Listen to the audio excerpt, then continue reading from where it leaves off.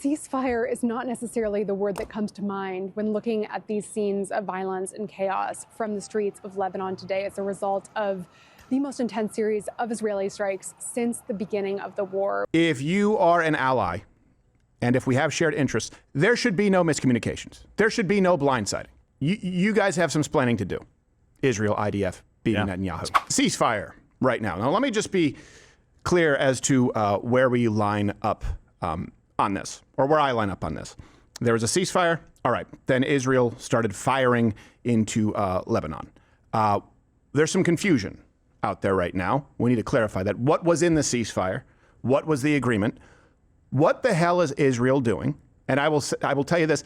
It is at the very least bad optics, but I'm not a big fan of it.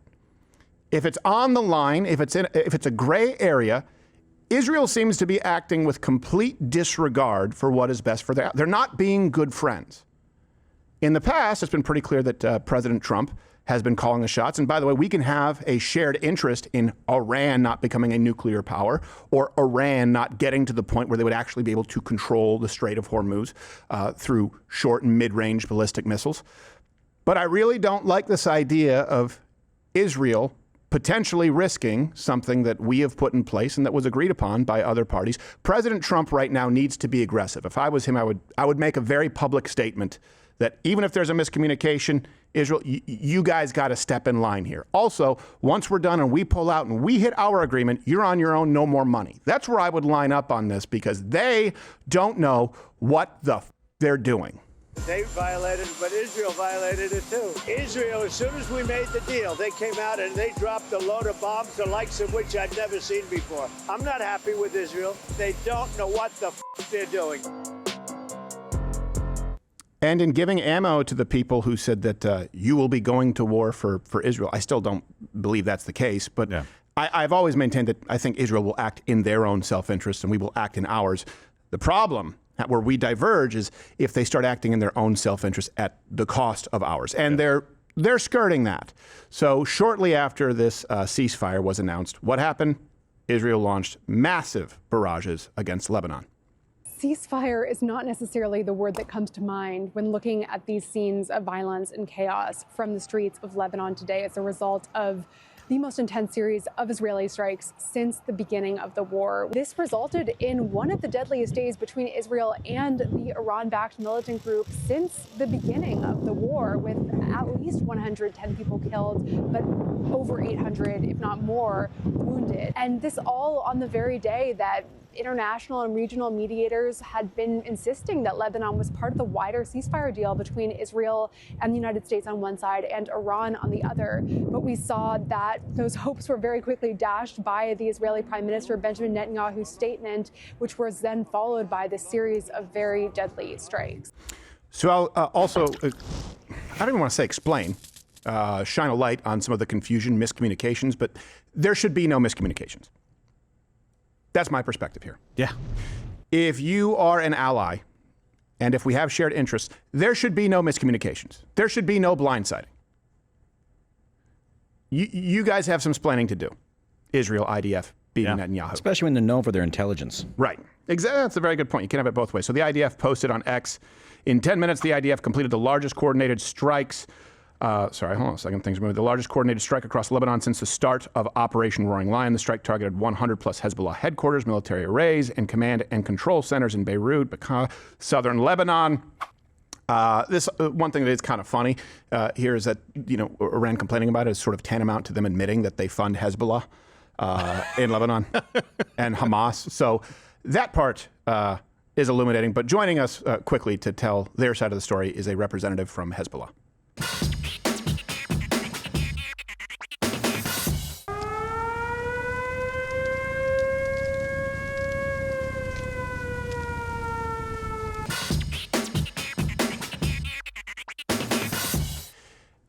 That makes sense. I guess you couldn't make it. Yeah. Now, the leadership of Iran, what happened? They threatened to pull out of negotiations, apply more pressure on the Strait of Hormuz. That's an issue. There are a few things to sort of parse here. So, quick background. March 1st, Hezbollah attacked Israel in retaliation for the death of Ayatollah Khomeini, right? That's what happened. or Khamenei. I know it's one of those things where I don't care. Khamenei. Dead. That effectively broke the ceasefire that Israel had with Lebanon since, I think it was 2024. Yeah. So let's go through some of the claims here, the truth, and it doesn't change that this is not good overall. The first claim that's going around is that Israel blatantly violated the ceasefire. Here's the truth. Probably not, but it still sucks. Probably not, but it wasn't a good move. Probably not, but they're kind of hanging their friends out to dry here. Mm-hmm. So in an interview, President Trump told PBS that Lebanon was, and then I'll give you the other side of the coin as to why people might think they were a part of the ceasefire deal. But President Trump told PBS, Lebanon not a part of the ceasefire deal. I wanted to ask him about what Nick's report included, about the strikes that were still happening from the Israeli military on Lebanon that was ongoing this morning. I asked the president if he had seen that there were still military strikes happening. He said, yes, Lebanon, were not included in the deal. And I said, why not? And if Lebanon should have been included as part of this ceasefire deal. And he said, because of Hezbollah, they were not included in the deal. That'll get taken care of, too. It's all right. I went on to ask him if he was okay with the Israeli military continuing to bomb Lebanon. He reiterated, it's part of the deal. Everyone knows that. And he said that that's a separate skirmish.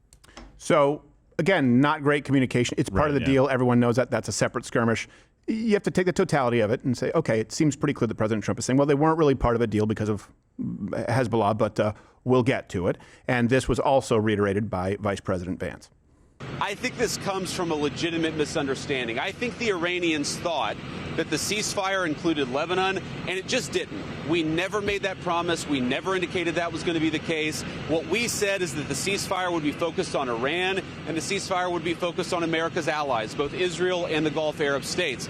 Now, that said, the Israelis, as I understand it, again, I'm supposed to get a fuller report when I get on the plane, have actually offered to be, frankly, to check themselves a little bit in Lebanon because they want to make sure that our negotiation is successful. That's not because that is part of the ceasefire. I think that's the Israelis trying to set us up for success, and we'll, of course, see how that unfolds in the next few days. But look, if Iran wants to let this negotiation fall apart in a conflict where they were getting hammered over Lebanon, which has nothing to do with them and which the United States never once said was part of the ceasefire, that's ultimately their choice. We think that would be dumb, but that's their choice.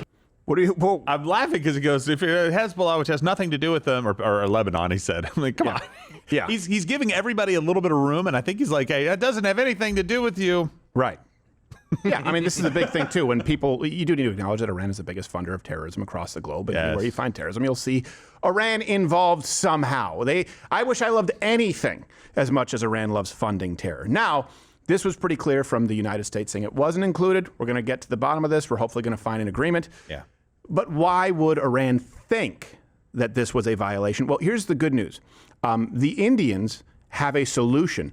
Blame Pakistan. Blame Pakistan. Blame Pakistan. Blame Pakistan. What to blame? Blame them. Bastards. Yeah.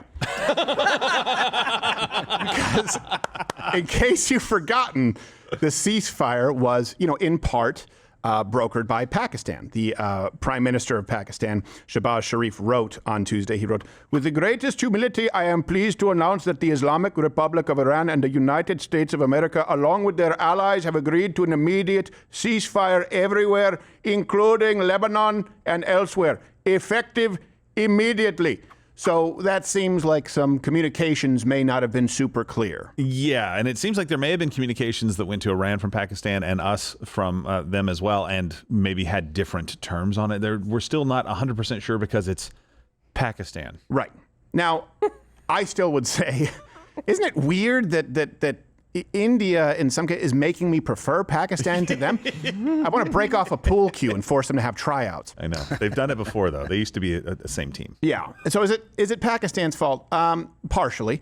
I would still say the responsibility does rest squarely with Israel. If we are allies. That's a legitimate criticism. You guys can comment. That's a legitimate criticism for people to have. World War III? I don't think it is. Donald Trump betraying his base? I don't think so. Since the 80s, he has openly said that Iran will not have a nuke and he was willing to engage in military action. the idea that Israel not acting as allies in good faith all the time? Yeah.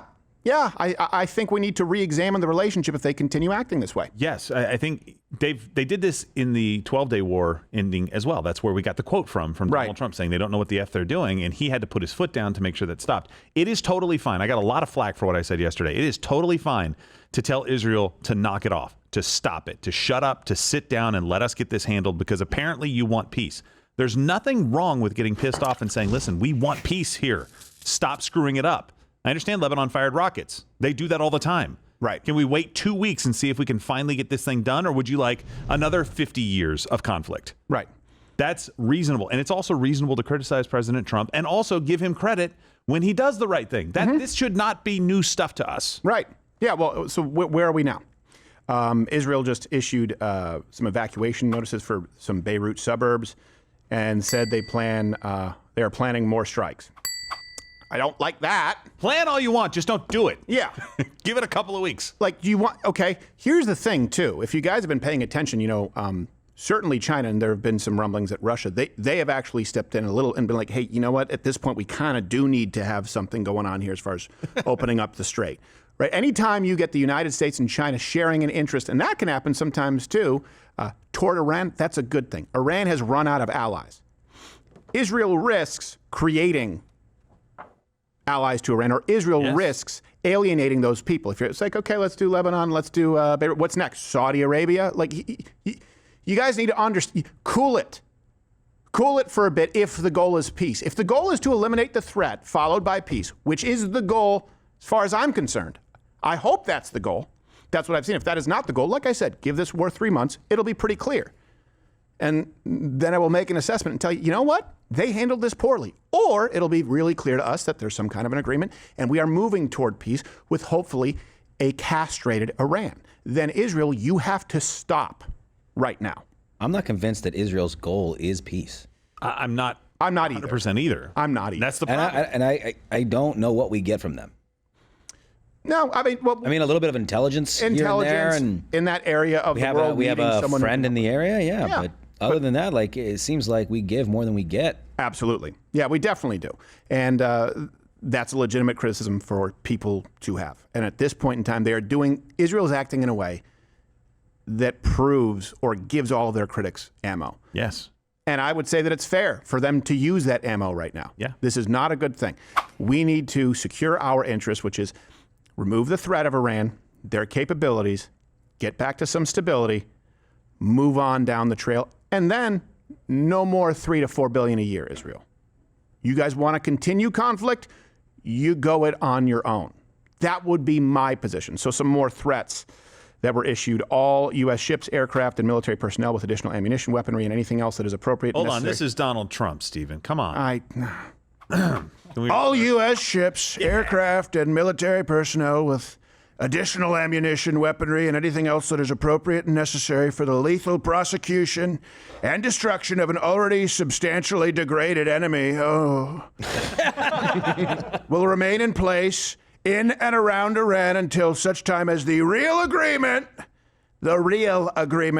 reached is fully complied with. If for any reason it is not, which is highly unlikely, I think, then the shooting starts, quotes, bigger, better, stronger than anyone has ever seen before. It was agreed a long time ago, and despite all of the fake rhetoric to the contrary, no nuclear weapons, and the Strait of Hormuz will be open and safe. In the meantime, our great military is loading up and resting, looking forward. Actually, my throat is tired. It's okay, yeah. To its next conquest, America is back. It's a long one. So here's some more confusion. President Trump says no more enrichment. Iran says they won't stop. Here's the problem, too. Iran, when they offered their 10-point whatever solution or counter offer, this is my counter offer, name that movie line, it didn't say anything about ending the funding for Hamas and Hezbollah. Yeah. And this gives ammo to leftists saying, well, they didn't even, now they want all sanctions lifted, and no other presidents lifted all sanctions. Well, here's the thing, too. The JCPOA, when people talk about the nuclear enrichment, it's a red herring. First off, they were enriching uranium, but let's assume they weren't. It didn't deal with all of the missiles that were being built and those capabilities. So the JCPOA didn't work. When people say, oh, the other presidents had these sanctions and Donald Trump will be the first one to lift it, okay, now do $1 billion in cash. Now do $6 billion in unfrozen assets, right? I don't think there's any world in which these sanctions are lifted or Iran moves forward enriching uranium. That's one thing I think we can be certain of with this administration. I think that, they got to stop doing the nuclear enrichment. They got to halt the ballistic missiles. Yep. Include Hezbollah. Mm-hmm. Defunding that. Yeah. I don't see why lifting some sanctions is bad. I mean, maybe you could tell me, but... Yeah. I mean, I guess it depends on what they are, but mainly the sanctions are about enrichment. About enrichment of missiles. Yeah. Those are the main sanctions. And they don't need to. Go. They're past 60% enrichment. They don't need that for nuclear power or anything outside of moving towards a nuclear weapon. Right. This is important for people to remember that, and then the ability to protect themselves so that they could effectively walk out of any agreement and they would have enough ammunition, enough missiles, short, mid-range missiles, drones, to prevent anyone from going in and inspecting, and then it's just a matter of time. Keep in mind, we do need to remember, these are people who have said if they get a nuke, they will use it. These are people who have said if they ever gain the capability to wipe America and Israel, but both of us separately, off the map, they will do it. So unless you believe that they're bluffing, and some people do, I would say you probably don't understand their particular brand of Islam. Unless you believe that there is no threat, then at some point in time, something was going to need to be done about Iran. 47 years, I think, is, that's enough second chances, third chances. Some would say 47 chances. Doesn't change the fact that the communication needs to be better right now. Here's what I would say is a solution. Broker our own deal, completely autonomously of Israel. Two people can hate the same ass. It doesn't mean that we despise them for the same reasons, and it doesn't mean that our grievances are exactly the same. Once we achieve our objectives, okay, we make it clear. It's a very clear withdrawal if and when that happens. And we also put distance between us and say, Israel, you guys are on your own. And they get any and all funding cut if they jeopardize the deal. That sound fair? Anything else you guys would want to add to that? I think that sounds fair. Like, let's get a deal. Prove to the world right now that you want to get a deal done. Right. There's so many people right now, you're confirming their worst fears. Yeah. And you're also giving them the ammunition to go after you a second time. Let's say you have a justified action that you need to do. You have no more rope. I'm sorry. Yeah. The world is basically done. Show them that you really do want peace. And you guys can comment. It is my belief that more of you line up with this perspective than the perspective of people who say they've been betrayed by Trump. We should just vote for Democrats or not vote at all. Right. Or that every single president is guilty of war crimes and should be executed with the exception of George Washington. Or that Iran are good faith actors. I think more of you, but here's the problem. This won't cut through the algorithms and the clickbait. World War III does. Yeah. 25th, Donald Trump does. Or look at this great Israel blitz right on both sides of it. Most Americans, most people I speak with share this perspective that, yeah, Iran's a problem. Obviously, something was going to need to be done, but we need to do it tactfully and communication needs to be clear. And I don't like it when Israel acts as a rogue nation while claiming to be our buddies. Hey, thanks for watching. If you liked what you saw, you can click around and watch one of these videos on YouTube, or head on over to Rumble and subscribe, where I am live every weekday at 11 a.m. Eastern. Live on Rumble. YouTube is dead. Rumble did it. And on Rumble, you can say